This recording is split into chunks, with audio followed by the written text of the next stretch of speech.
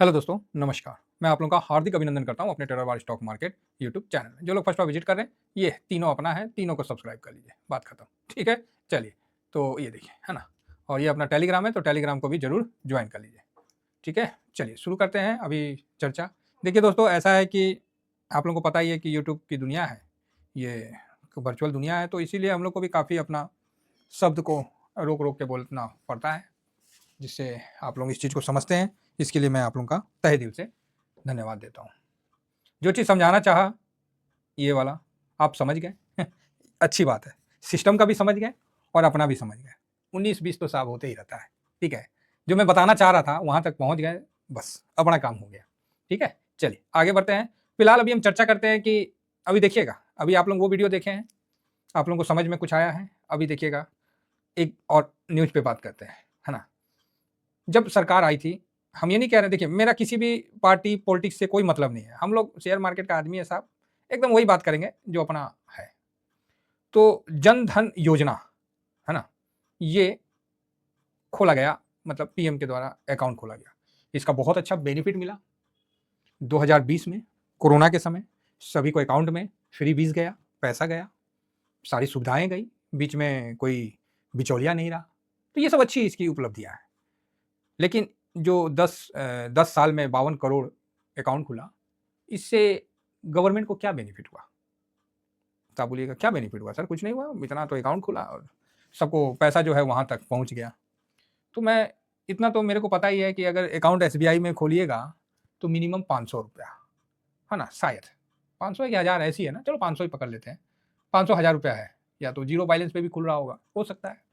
HDFC में तो 5000 का है ना? तो अगर ₹500 भी जनधन के हिसाब से खुला, क्योंकि यहाँ पर ही अभी 24 में जो दिखा रहा है वो मैं ज़ूम करके दिखलाता हूँ। इसको आपको मैं इसके पूरे मिलाऊँगा, फिर आपको समझ में आएगा। 2024 में औसतन बैलेंस जो है 4352 हो गया, जो कि 2015 में महज 1065 था। ठीक है? मतलब औसतन बैलेंस अभी जो है 4352 हो गया, पहले कितना था? इतना था। तो चलो मैं इसी के हिसाब से समझता हूँ कि ये कैसे काम होता है, आप समझिए। 52 करोड़, चलो 10 साल में खुला है। मान लीजिए हम सोचते हैं कि उसी समय 52 करोड़ खुल गया। एगो बात, ऐसा तो पॉसिबल नहीं है। 52 करोड़ तो खुलने में टाइम लगा है ना। तो चलिए फिर भी बहुत ज़्यादा तो खुला होगा। तो एक बार हम 52 करोड़ में शून्य तो लगा दें।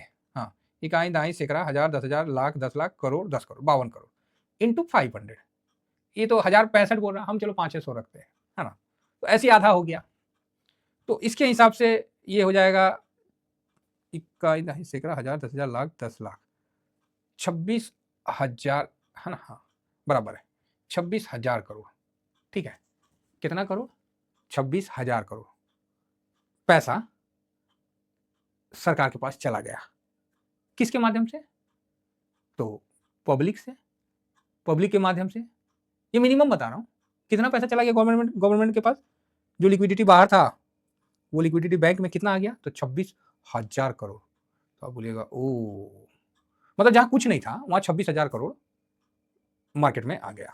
बैंक के पास आया तो बैंक कहाँ लगाई गई? मार्केट में, या फिर लोन देगी, दो में से एक काम करेगी, है ना? तो पब्लिक ने 26,000 करोड़ 10 साल में, मतलब जो जब भी अकाउंट खुला हो तो इतना दिया है। बराबर है? तो आप बोलोगे हाँ, बराबर तो है सर। तो इससे क्या है कि सरकार को बेनिफिट होती है, उनके काम करने में जो लिक्विडिटी की कमी है, उसको पूरा किया जाता है। अच्छा है ना? यही है, टैक्टिस है ना? तो अभी हमको उस दिन जो मोतीलाल ओसवाल, मोतीलाल नहीं, क्या नाम है उनका? जो मुत्तू फाइनेंस, तो मुत्तू फाइनेंस के जो सीईओ की बात ना मेरे कानों में अभी तक है। बोला 1000 टन उनके पास है ना? कितना है 1000 टन? और उन्होंने बोला कि 25,000 टन तो मार्केट में पड़ा हुआ है, जिसको लिक्विडिटी में नहीं है। मतलब इंडिया की पब्लिक के पास 25,000 टन, एक अनुमान से उन्होंने कहा, कितना है जो लिक्विडिटी में नहीं है, जो कोई काम नहीं है, घर में ताला में बंद है। तो भैया वो तो रहेगा ताला में बंद, उसको लिक्विडिटी में किस लिए लाना? वो तो सेफ्टी के लिए होता है। हिंदुस्तान में हर बाप अपनी बेटी को देता है, या फिर सास अपनी पुतों को देती है। वो तो भगवान ना करे किसी की लिक्विडिटी में आए। अब किसी का मजबूरी है तो आ जाता है, तो अलग बात है। तो लेकिन लोग लगे हुए हैं लाने में, भावना समझ रहे हैं। समझ गए हैं तो अच्छी बात है, नहीं समझे हैं तो कोई बात नहीं, मैं उस पर ज़्यादा डिस्कस नहीं करूँगा। अभी क्या हुआ इसके बाद? तो सरकार ने बोला यार अकाउंट खोले तो इतना बेनिफिट हुआ, तो ऐसा करते हैं कि 250 का एक एसआईपी कर देते हैं लॉन्ग टर्म में। नुकसान होगा पब्लिक का होगा, सिंपल है ना सर? आप 250 का एसआईपी कोई भी करिए म्यूचुअल फंड में, कोई भी रिस्क होगा तो पब्लिक का है, बाकी लिक्विडिटी तो मार्केट में आएगा ना। तो आरबीआई ने ये काम मतलब अच्छा काम किया है मार्केट में लिक्विडिटी लाने के लिए। जो 500 का था म्यूचुअल फंड का मिनिमम, उसको 250 तक कर दिया गया है। कहने के लिए बोले कि हमने बड़े लोगों को तो म्यूचुअल फंड में ले आया, नौकरी पेशा को भी ले आया, अब जो लोअर क्लास है ना उनको लाने के लिए 250 रुपये का SIP करवा देते हैं, जिससे क्या है कि अगर मार्केट में कुछ होता है तो वो चीज़ तो क्लियर है कि भाई मार्केट तो रिस्क के अंतर्गत आता है, बाकी रिटर्न बढ़िया बनता है, लंबे समय तक आप जाइए। तो अब 250 रुपया से हम लोग भी वीडियो बनाएंगे, ठीक है, आप समझ रहे हैं मेरी भावना। वीडियो तो हम लोग को ही बनाना पड़ेगा कि 250 रुपया से क्या बेनिफिट हो रहा है जाए। तो जिनको कुछ नहीं है, फाइनेंशियल एजुकेशन तो हिंदुस्तान में रहने नहीं दिया गया है, और जिनके पास है वो तो भाई ताला में बंद कर रखे हैं।